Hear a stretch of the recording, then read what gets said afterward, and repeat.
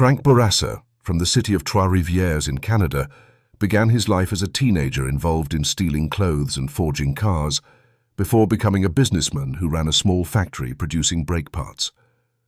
After years of relentless work, sometimes up to 20 hours a day, he collapsed physically and mentally in 2004 and decided to abandon the traditional lifestyle. He was searching for money without effort, so he sold the factory and briefly entered the drug trade until he was arrested by the police and sentenced to 1 year in prison, of which he served only 3 months under house arrest.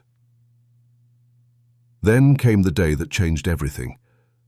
While sitting in his car at a red light, a simple yet life-changing thought occurred to him. Why don't I just print money instead of working for it?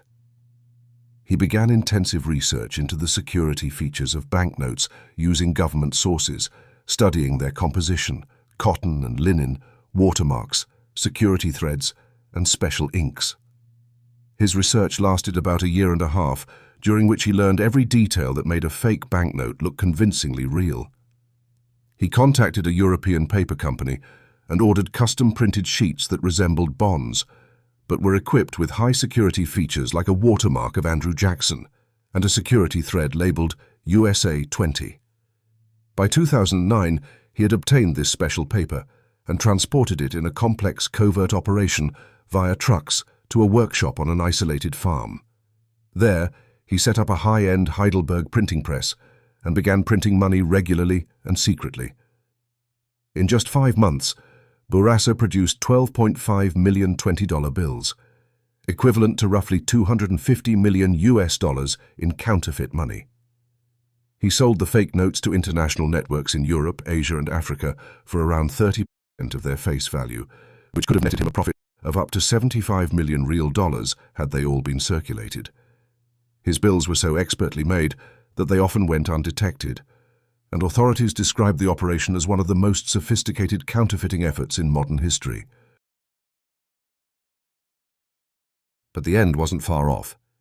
In May 2012, after a sale to someone who turned out to be an undercover agent, Canadian police, alongside the US Secret Service, raided the workshop. They found $1 million counterfeit dollars at his girlfriend's home. Despite the scale of the operation, there wasn't enough evidence to prove that Bourassa had personally distributed the fake bills, giving his lawyer a chance to negotiate a legal deal.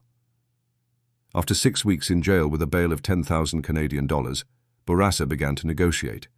His trial was scheduled for December 2013, but he informed his lawyer that he still had about 200 million in counterfeit notes and the printing machine, none of which had been found. A deal was proposed. If he handed over the money and equipment, all charges would be dropped, and he wouldn't be extradited to the United States. In January 2014, Bourassa led authorities to a truck parked at a rural motel. Inside was the majority of the counterfeit cash and the printing press. He handed everything over and paid a symbolic fine of about 1,350 Canadian dollars. In March 2014, all charges were officially dropped, and he walked away from the case after serving only 6 weeks in jail.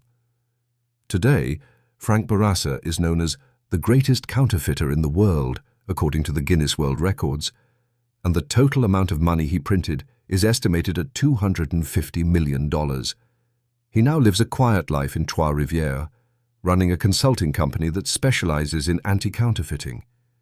He works with companies and governments to help secure their currencies, dedicating his life to combating what he once mastered. He claims he no longer cheats and that freedom is worth more than money. Yet, he remains a mysterious figure, surrounded by questions about what happened to the remaining counterfeit bills. Were they sold? Buried? Or are they still hidden somewhere? Frank doesn't say.